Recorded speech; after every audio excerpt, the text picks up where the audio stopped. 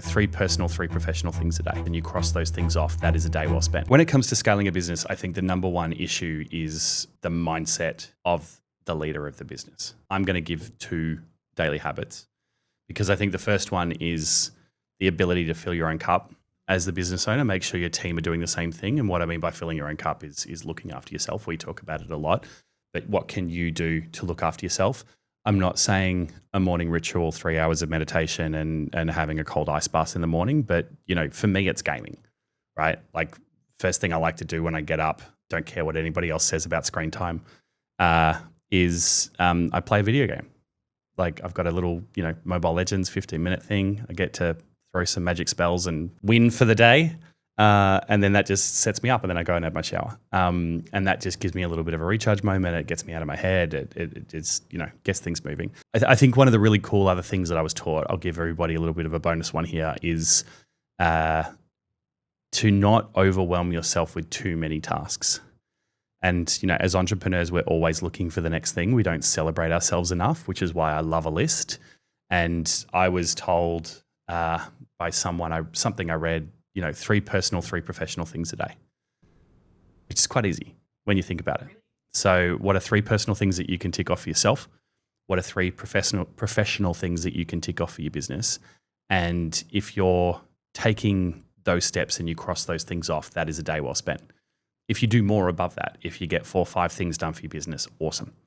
But that's not what it's about. It's about celebrating you getting some stuff done for the day. Yeah, to make it nice and easy. The other daily habit that I think scales a business is being in touch with your customers. Whether we call them clients, whatever it is, I think the daily habit needs to be, how is my team or how am I getting in front of my community every single day? And there's ways that you can, automate this and all that sort of stuff. But I think that can be at detriment to the business. I think there needs to be some sort of human touch point, whether it's, even when we've been in Bali, it's just been showing people where we're hanging out or going for a walk down the lane and videoing and telling them that I wish they were here, or, sharing the experience that we had at John Fawcett with them, and, going into this amazing center where, just showing them all the things that you get to do. And that you get to experience, I think is what you need to play. So it's not always about reaching out to them and offering a service or selling or talking to them about business from our perspective. It's just having those touch points to build that rapport and build that connection. Like I don't even want to use, rapport and trust as the buzzword. I think it's connection.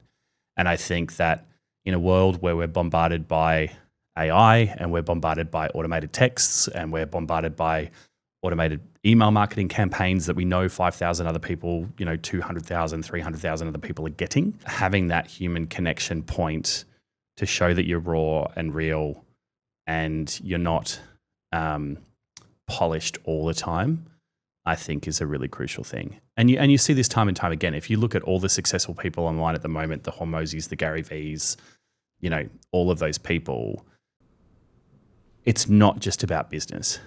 They're doing stuff that shows people behind the scenes, that shows people who they are, what they're doing. And, it's that kind of whole reality TV phenomenon where that's where people connect. You don't need to be perfect. You don't need to show the perfect professional person every single day.